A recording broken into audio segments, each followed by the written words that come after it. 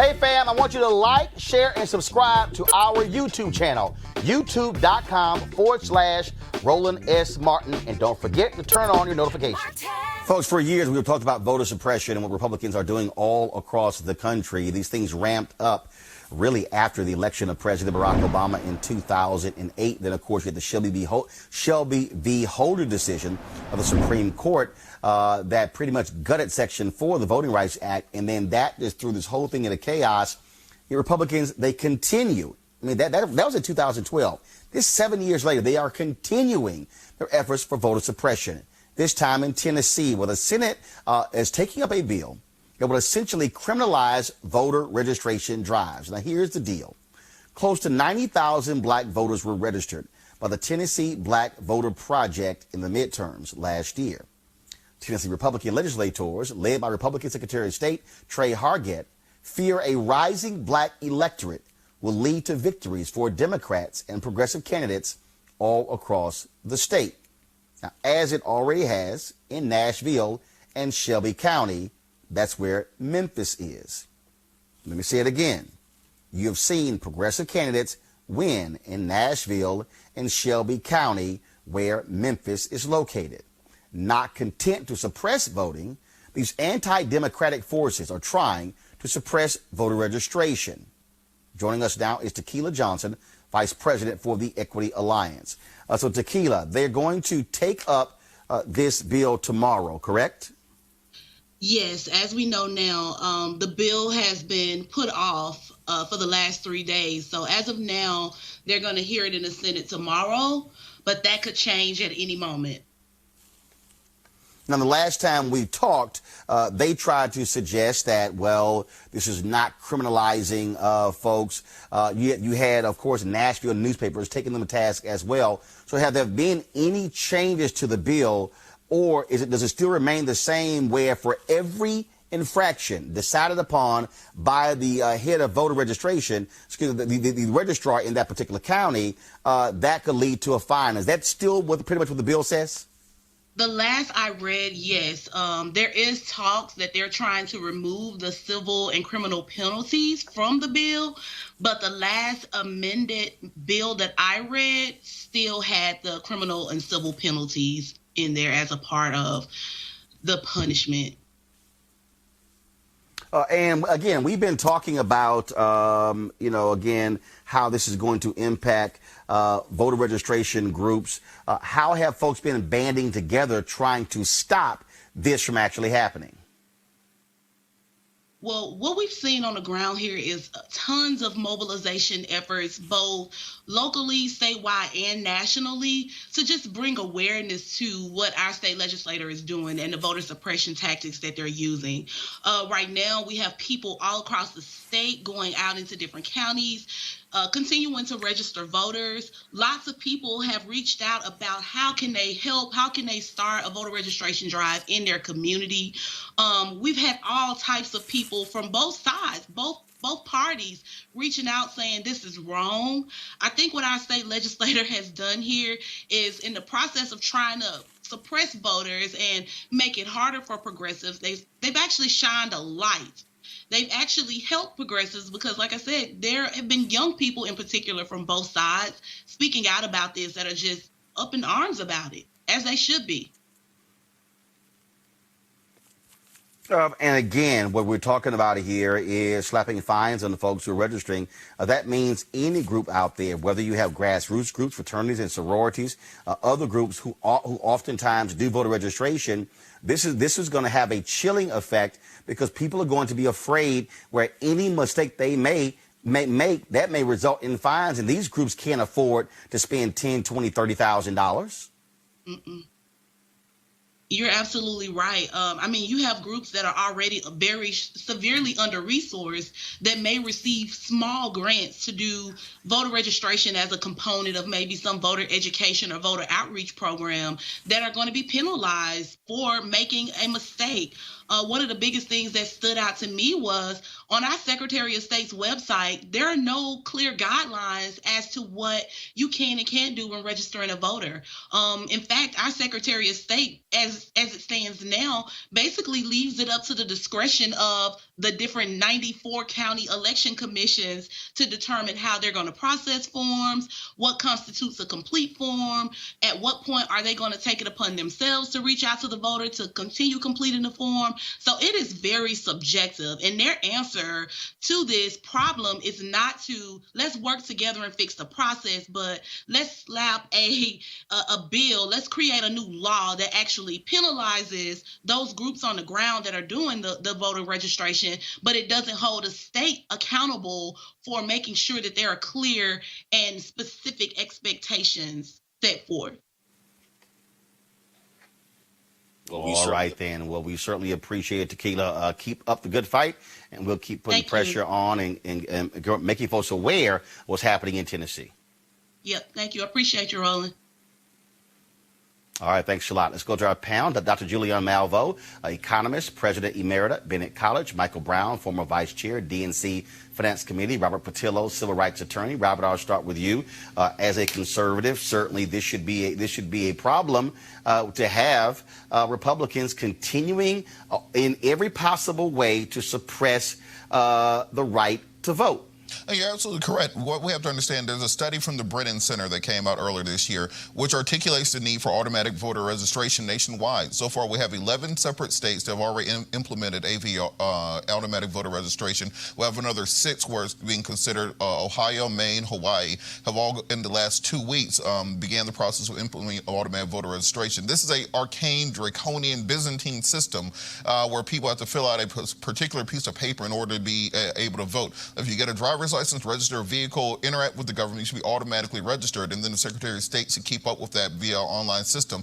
It's 2019. We got smartphones in our pocket. We shouldn't be still be out knocking on doors doing voter registration drives like we were doing back in the 80s and 90s. It's time to implement real reforms to clear up the system and make sure we don't have these efforts coming out every couple of years. Yeah, but Michael, Republicans don't want that. I'll give an example. Every place where they've tried to do automatic voter registration, Republican state legislatures have fought that. That is the last thing Republicans want. In fact, in Maine was a trip a few years ago that they had same-day voter registration. And then the Republican legislature threw it out.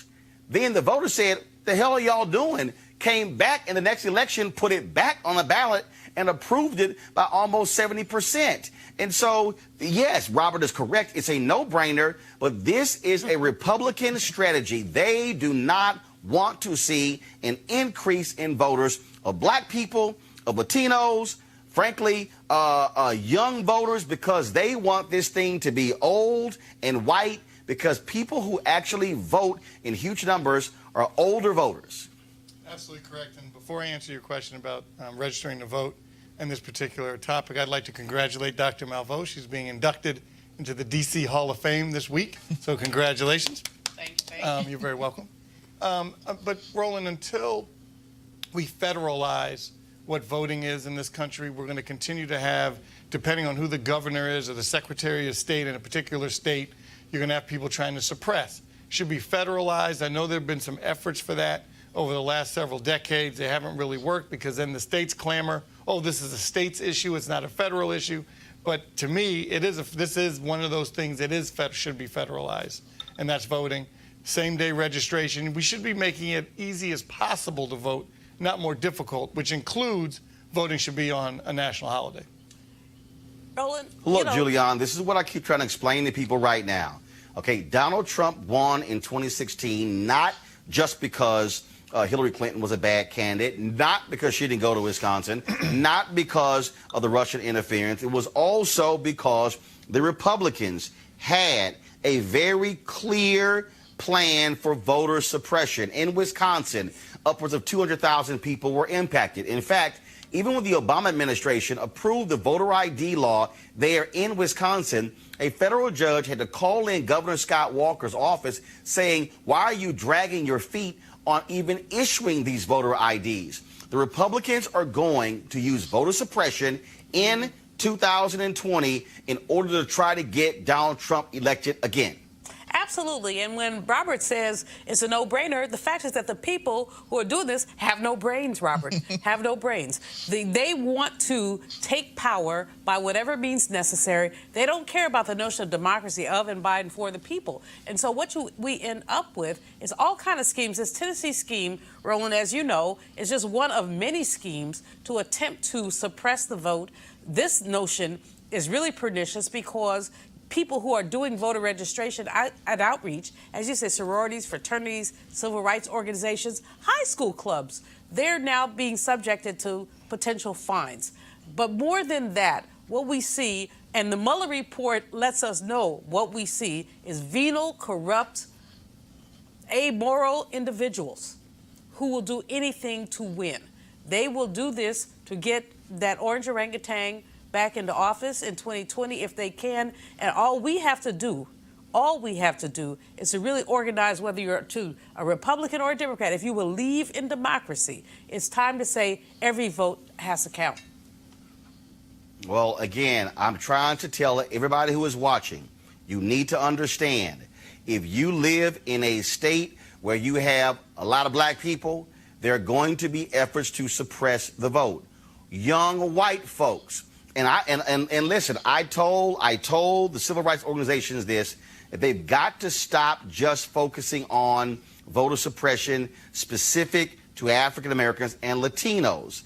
What they've got to do, Robert, and I said to them, I said, white voters, where you have, look, right now in New Hampshire, they are trying to, the Republican legislature, they are trying to pass a law that prevents college students from voting in elections, saying, well, y'all don't really live here.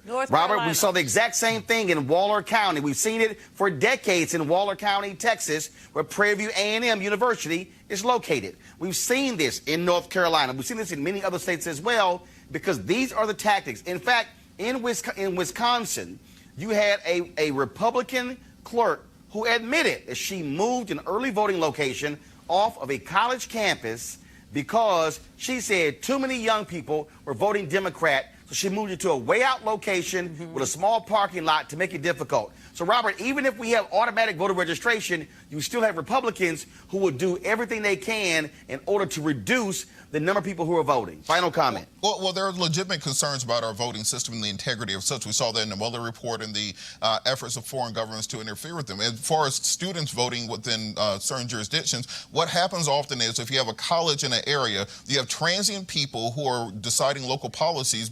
Transient people? Students who are there for 4 years. 4 years. People who are there for a couple years cannot Hold on, wait. Every 2, 3, or 4 years. Julian, wait. Robert, finish your point. The point is that local officials, if they do find that there is an outsized amount of people who are either transient, false voter registrations, we had the scandal a few years where people were paying people to create voter registration documents and therefore submitting false registrations. We do have to clean up the system. That's why I think the automatic voter registration system is the most simple way of doing so. Robert, were those people prosecuted? They absolutely were prosecuted, yes. But Roland. Now let me mention this question. Now, hold on. You just said transient people who were there 4 years. So, if I move somewhere and I live there 2 years, I can vote where I live, correct? Correct. But if that's your intention to become a resident there, that's one thing. No, wait.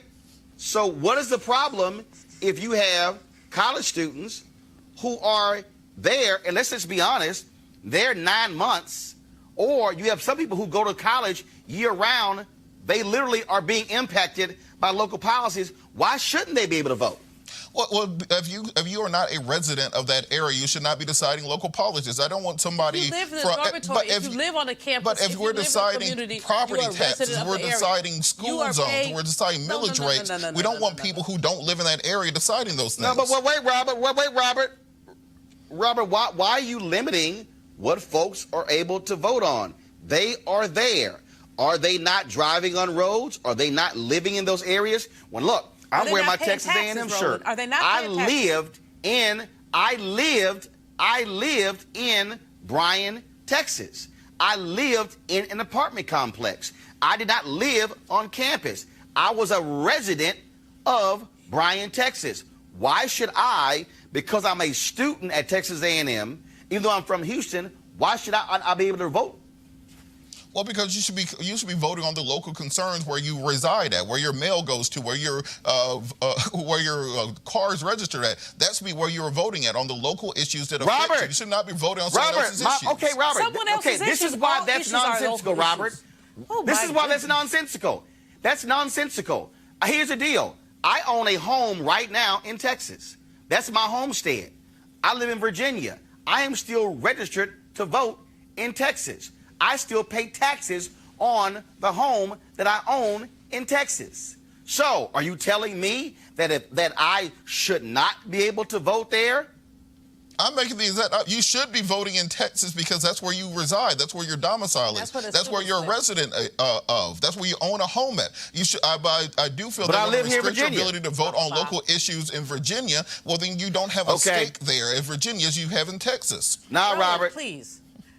No, Robert. That ain't flying. That ain't flying. Julian, real quick, then Michael, then I'm going next story. This is just nonsense. The fact when students come to live in a community, they are part of that community. They have a right to vote in that community. Yep. They are there. They are subject to any decisions of that community. When I was at Bennett, we had Bennett bells, our voting bells. Young ladies at Bennett College for Women voted 95%. In Greensboro, as they should have. And then North Carolina tried to change the laws with some tricky-dicky stuff that said that they couldn't vote because they were only part-time residents. If you live someplace 9 months of the year, you are a resident. This nonsense of having some litmus test as to how and why you vote is nonsense. We need to have a universal voting for everyone. If you're over 18, you should vote in the community where you're domiciled. If you are on a college campus 9 months, Michael, and most of them are there 12 months of the year, you vote. That's all, Robert. Don't do that.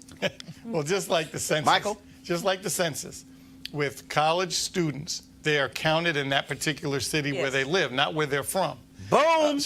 And that's like voting. Voting should be the same way.